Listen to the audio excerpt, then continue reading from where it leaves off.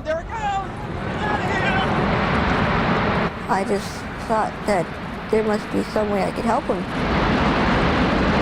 As the world watched tragedy unfold on September 11th, 2001, 10-year-old Rashawn Pinho had just beaten cancer in his brain and spine. And they said that he had no hope.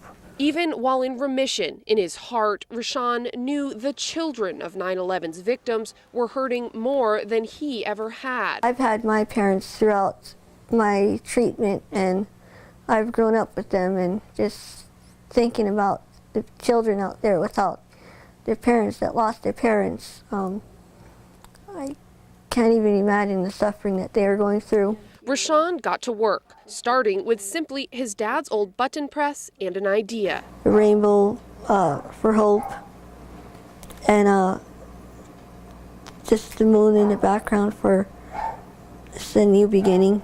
Over the next year, Rashawn estimates he made more than 20,000 pins by hand and sold them at local stores. I told myself is to never give up, just to keep on going.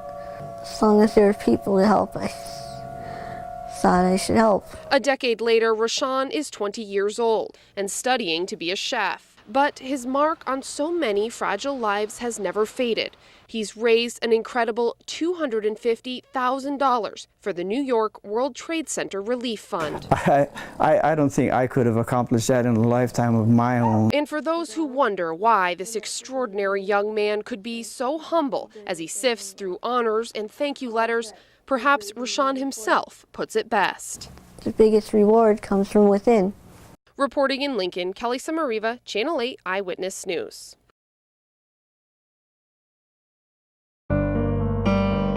30-year-old Leonard Castriano was a highly ambitious New Yorker, a mortgage trader for Cantor Fitzgerald. He was working on the 105th floor of the North Tower September 11th, 2001. It was the first tower hit, the second tower to fall. Somebody came into my office and said, "Did you hear? A plane flew into the World Trade Center."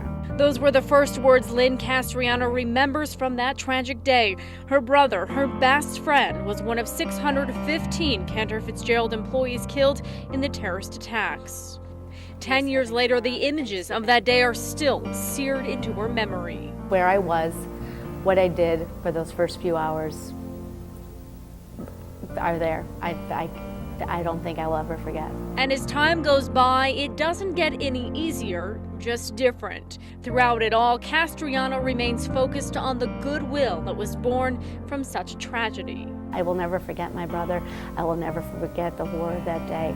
But I will, in his memory, try and create something that is forward-looking and has a sense of community and a sense of unity. On Sunday, Castriano will attend several 9/11 memorial events in Lincoln and Omaha and spend time with her husband and kids talking about Leonard, about family, and above all, about good things. He would go work out, and he would work out hard, and then he would go home and eat a package of Oreo cookies.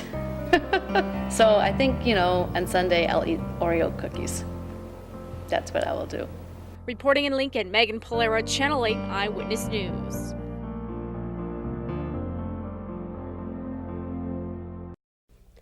They're the images ingrained in our minds forever.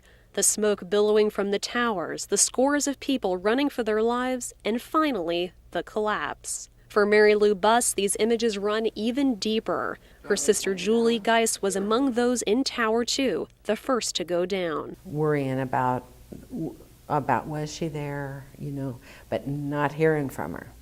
And watching television, watching the planes hit the towers, watching the towers collapse, watching the people cross the Brooklyn Bridge, and not hearing from her.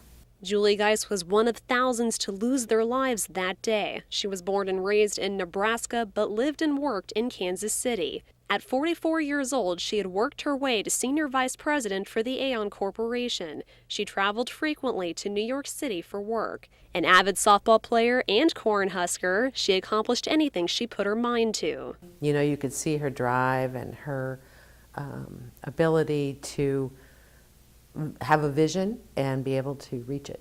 Her jersey was retired a short time after her death, and a softball scholarship was established in her name. Buss says life has gone on for her family, but Julie is never far from their minds. We spend the time remembering her, talking about her, allowing the memory to continue for ourselves, as well as those that don't know anything, don't know her, they just have an image of her, which is probably as big as the World Trade Center, the way we talk, so. Reporting in Lincoln, Ashley Harding, Channel 8 Eyewitness News.